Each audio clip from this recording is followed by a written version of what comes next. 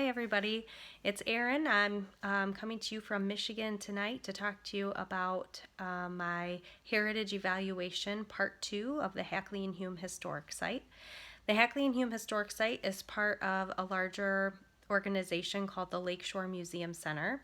The Lakeshore Museum Center was founded in 1937 and now has a main museum building that is basically natural history and science based. We have a living history park that's about 20 miles north of our downtown sites, and that is a living history park that is 10,000 years of Michigan history. And that starts at a mastodon dig and goes all the way to the 1920s or so. And there's many stops along the way, like a fur trader's cabin and settler's cabin, Civil War camp, and that is all 10,000 years, but it's all repro stuff. It's all hands-on use. And then we have our historic sites that include the Hackley and Hume Historic Site, the Fire Barn Museum, and the Skolnick House of the Depression era. And so I'm the program manager and curator of those 5 buildings. And so we're going to concentrate mostly on the Hackley and Hume Historic Site. The Hackley and Hume Historic Site has been in existence as a historic site since 1972, and the museum took ownership of the houses, the historic site, in 1986, and it's continued its work since 1986. So that's how long it's been part of the Lakeshore Museum Center. It was owned by 2 lumber barons. There's 2 homes there. They're matching Queen Anne Victorian style houses, and then they have a matching city barn or carriage house behind that.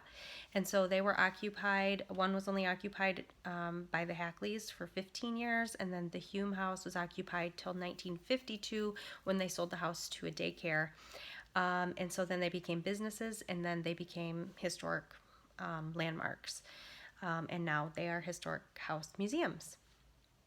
And so during our normal season, which is May through October, we're in West Michigan, and so we deal with snow about 6 months out of the year, and the tourists all go away. So in the summertime, we're really like trying to get it while we can, because they all take off about October and don't come back. So as far as our online presence, we have a lot of different avenues that we are currently using. We have a website. I would say it's slightly flawed in that we have all 3 of our museums basically crammed into one website, which is very confusing for visitors at points.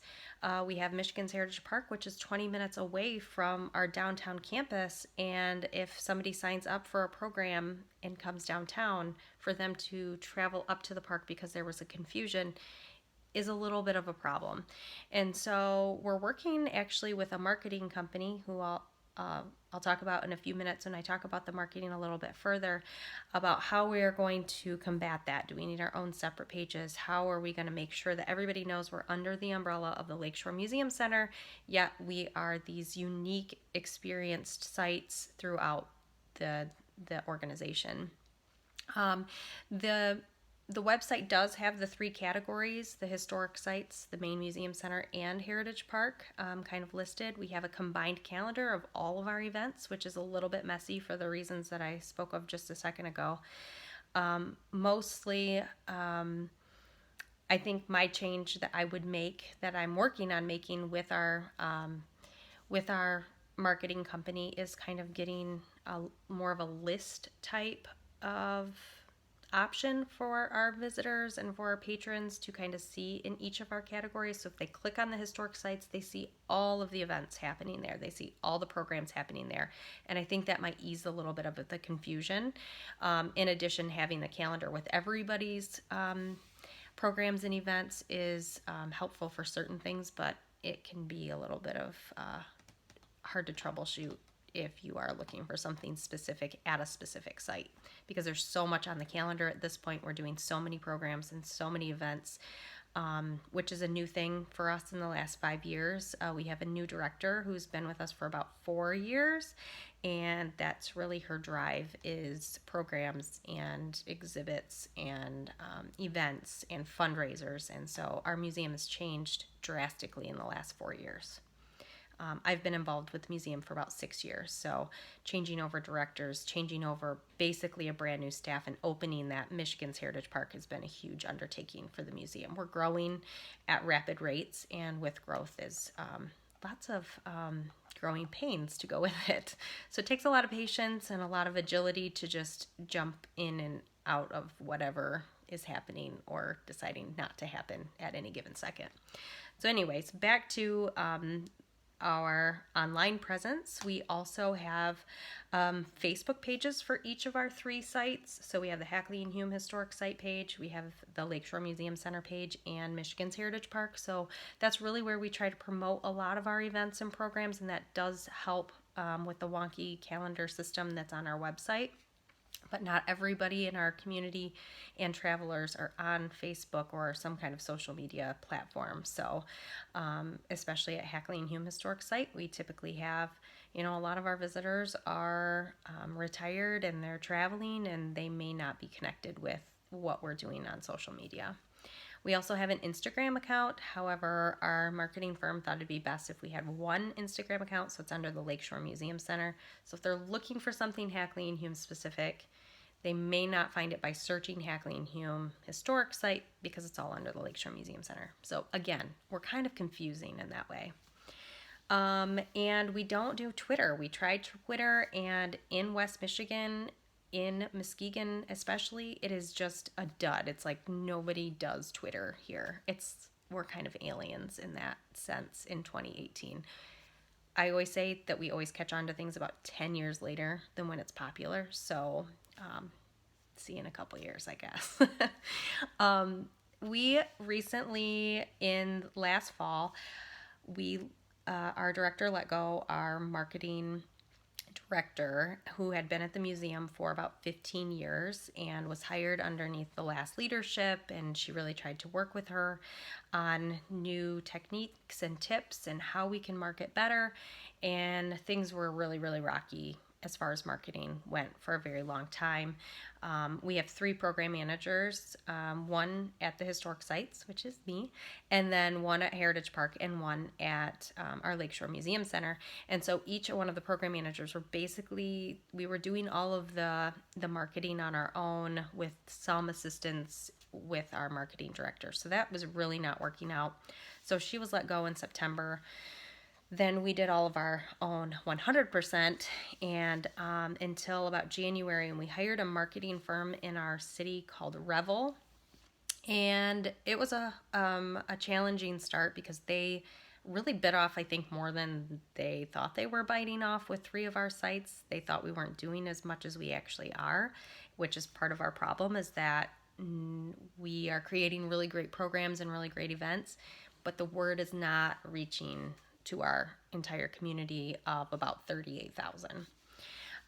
So now that we're a few months in, things are going much more smoothly, and we're seeing great results. We're seeing a rise in visitation in all of our locations, and we've been doing focus groups and community engagement committees, and we've been really focusing on our community. We are also supported 65% by a millage, and that can be, we're in a time, especially in our city, maybe all around the world, where people have millage fatigue and bond fatigue. And so our next millage is in 2022, and we're doing what we can to make sure that everybody in Muskegon County knows that we're here. So I think that the marketing efforts are helping. I know that it's a very expensive venture that we've taken to get our name out into our county, and we do lots of school programming and senior citizens. We do bus tours, we do all kinds of stuff. There's a cruise line that comes through about 17 times in the summer that visits our site. So I think that our online and our marketing is going much smoother now. So I would rank that a little bit higher than where we were sitting about a year ago, and things were pretty much at the all-time low. So the next is our physical representation. I would say, as far as the museum goes, the Hackley and Hume houses have the best visual and physical representation because you cannot drive by those Queen Anne Victorian houses built in the 1800s and not take notice that they are there. So just people driving by our downtown location, I mean, people stop. They stop when we're open, they stop when we're closed, they stop all the time. So I would say our physical representation is probably the most powerful museum building or historic house building in the area. They're pretty great. As far as our signage goes, the houses are really big. However, the signs are pretty small. And I've struggled with visitors knowing where our visitor center is or where a gift shop is where they can purchase tickets. You know, they go to every door of the house. That's how things started about 6 years for me in this position. Now we've really tried to allow visitors that ease when they get to our location. We know about visitor experience, and like your trip is not just when the tour starts, but it's way before that. It's the wayfinding that it takes. Our signs are still kind of crappy. Those are in the budget for the 2019. I would give us about a 3 for our signs. I think they're pretty terrible at this point. We added flags, which helped some, but I think we could still do better. However, our visitor center where patrons purchase their tickets is in the city barn or the carriage house. And so now what we do is slide the big barn door or the garage door open, and visitors automatically see that's exactly where I'm supposed to be. That's where I have to go in. And it's really taken the ease of visitors entering our site, knowing where to go, a lot better. So the hard part is when it's really cold or if it's raining sideways, those barn doors have to be closed. So we're back to kind of square one, and then in the rain and in the cold. So there's a little bit of visitor frustration there occasionally now, but it used to be a lot more. As far as our print goes, the museum does one brochure that offers all of our sites across the board, whether it's the Lakeshore Museum Center, Heritage Park, and the historic sites buildings.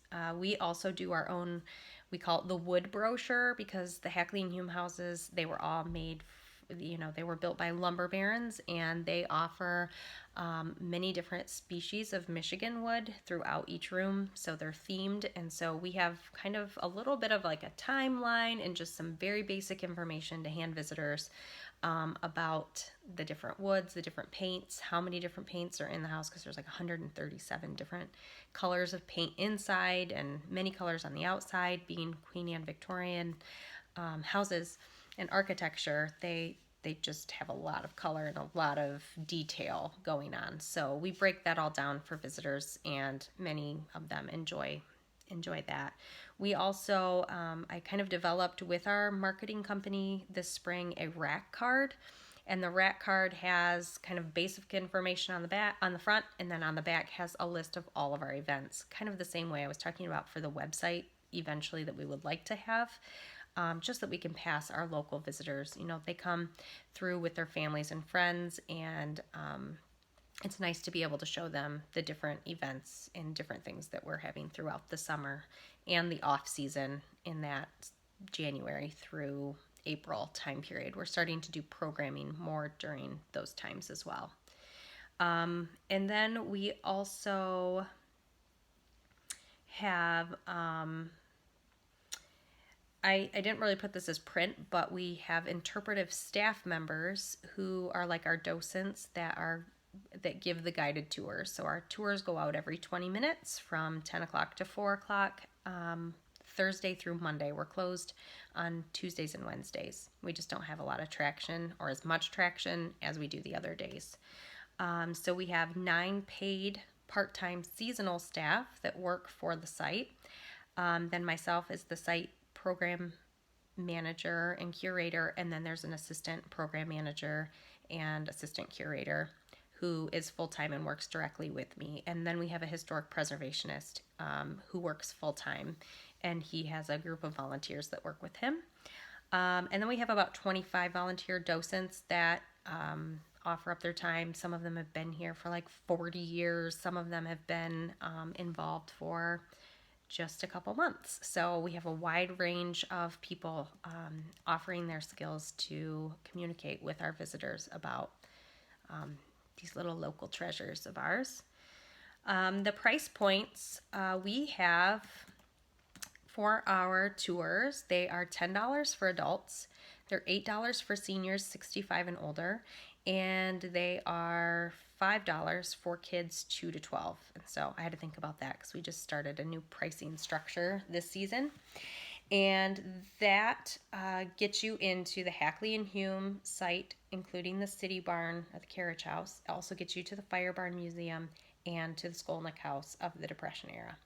And so it's kind of 5 buildings for the price of one. And then you can also do a bonus ticket or boost your ticket up $2 more and also get into the main museum center. So if you're at the Lakeshore Museum Center for the entire day with your family, we make it kind of easy to get through all sites. We do wristbands to get into our sites, and that's a new thing this year as well, and that's working really nicely. And it's really nice we have different wristbands for members, and so we can identify members really, really easily now, and that's a really nice thing to be able to say thank you for supporting the museum with your membership as you're walking by them to, run an errand or go get lunch or something like that.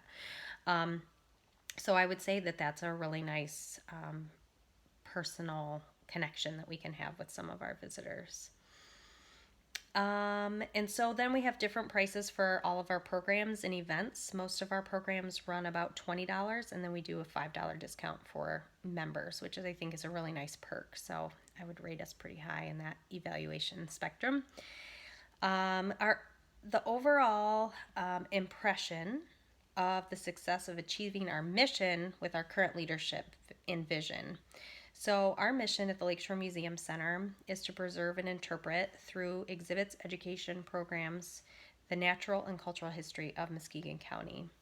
And our vision statement is to become an integral part of educational and cultural lives of Muskegon County and West Michigan, and a major historical destination of the state of Michigan. So I had to look at these because we got a little bit of mission creep going on, especially at our main museum center. They're kind of working on more of a children's type museum for the future, which is a whole nother thing. But I would say at the historic sites, more than any of our other sites, because the park deals with Michigan history more than it does Muskegon County history, and that's what our focus is Muskegon County. I feel like our site, the Hackley and Hume Historic Site especially, really hit our mission on all points, and I think we do a really great job at that. We do a couple of mission creep events. Like this Saturday, we have a Hackley picnic, and we're bringing in a live band and hot dogs and craft beer and stuff like that. And so that's the first time we've ever done that. And it's really just try to connect with the community. So it's not really, it's kind of like using the space instead of just interpreting the history. So we don't typically do stuff like that, but we're being a little bit pushed in that direction by our director, who wants to use the buildings for a little bit more, which makes it really hard because we're not an event center, and it makes 1890s style of home and grounds into 21st century, and we end up with a lot of conflicts. So it's a challenge that's always interesting and fun. And just having that balance too, and with our director, who is like very gung-ho, and where those lines are drawn and all of those conversations. And so I would say overall, I would rate the Hackley and Hume Historic Site, based on all the information that I just gave you, like a 4.7. I don't know if I can give that number. It's usually like a half point, but I would give it like a 4.7, a 4.8 out of 5 stars if I could. That's based on the community support that we have. That's based on people's responses from whether it's tourists, whether it's school children, whether it's families, whether it's seniors, whether it's a bus tour, whether it's a cruise tour, whatever is coming through, the response and people's reaction and experience and what they experience with us through those tours is really awesome. So it really definitely keeps you invigorated that, public history is alive and well. And then I think the engaging programs, we do a lot of programs throughout the season. We do a Victorian tea, and we have a presenter come and talk about Victorian clothing. And she basically gets dressed from the underwear up and talks about each layer of clothing. And she kind of goes through chronological order from the 1870s through the 1890s and what clothing looked like for men and women and what that meant for just daily comfort and discomforts that go along with that. We also do obituary tours, scandal tours. We do holiday tours. Of course, we're a historic house museum. We have to do holiday tours. And we do lots of different things throughout the season. If I were to write a TripAdvisory post about the Hackley and Hume Historic Site, this is what I kind of wrote out. So I'm going to kind of read it off my laptop here. So the Hackley and Hume Historic Sites have a unique experience. Both homes and matching carriage house have been restored, which offers a look into the lives of the people who occupied the homes, but also the culture at the end of the Victorian era. Another unique aspect is the visitors to see the houses on their tours Another unique aspect is that visitors see two houses on their tour instead of the single historic homes that most typically you see. This is a great compare and contrast of the two homes that interest many people. The Hackley house was owned by Charles Hackley. It's custom designed and the interior designed with hand-carved woodwork. Thomas Hume, the neighbor and business partner to Charles Hackley, built his house at the same time with machine-carved wood throughout. The site appeals to people who enjoy history, architecture, and Victorian culture. The site has a very knowledgeable and friendly staff, and you can expect to see beautifully designed stained glass windows, detailed hand-carved woodwork, and restored hand-stenciled walls and ceilings, and exquisite tile work. The Hume House has many of family furnishings, letters, diaries, and photograph collection. So that was kind of how I would write it on TripAdvisor. So one of our points in this, and I'm kind of running a little bit long, one of our points in this was to look at our competitors in that context and where we kind of fit in with that. So in my evaluation part 1, I talked about some of the seasonal places that are really busy and hopping. So Lake Michigan is a busy place. We have Pere Marquette Park, which is a free beach area. It has, beach volleyball. It has all the beach scene there. So it has restaurants and ice cream and, all the cool stuff. So we compete with that, I would say. We also have a big theme park that's not far from here called Michigan's Adventure. And that one is pretty competitive too. People come to the area specifically for that park. And so I actually went to TripAdvisor to look where we're at, and I do check that occasionally at work, and to see where we sit with what's going on in Muskegon. I'd mentioned in the evaluation part 1 that we have 15 different museums in Muskegon County, and so I don't really ever see them as competitors. They offer a lot of different things that we may not offer, and so I think if people enjoy museums, I think they'll probably hit 4 or 5, or they may hit 3, or they may do all. So so we were number 5 in the things to do in Muskegon, Michigan. Pere Marquette Park was first, which we cannot compete with the beach or the water. That's just a no-brainer. Next is one of the museums of the 15 is the USS Silverside Submarine Museum, and that's a World War II ship.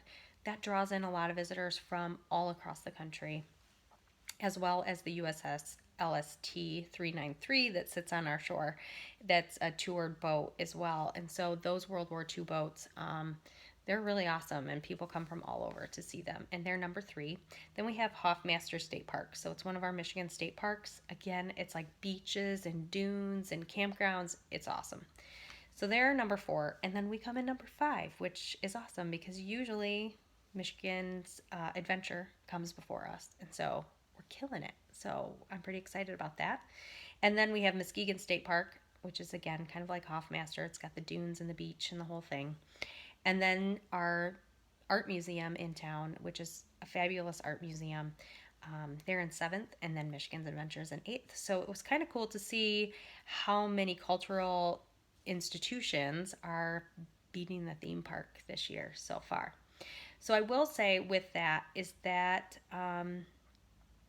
most of the others that I mentioned, they are rated a 4 or a 4.5 star out of 5.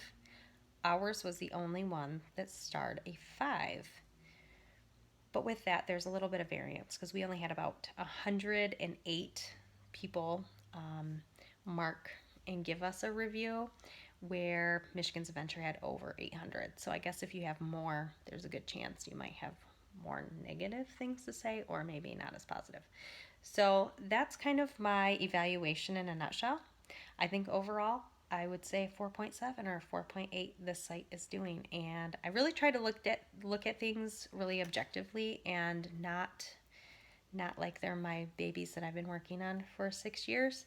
And it helped me see things in a different light. Some good things that I don't recognize on a daily basis, and some things that I think can improve. So if you have any questions, let me know.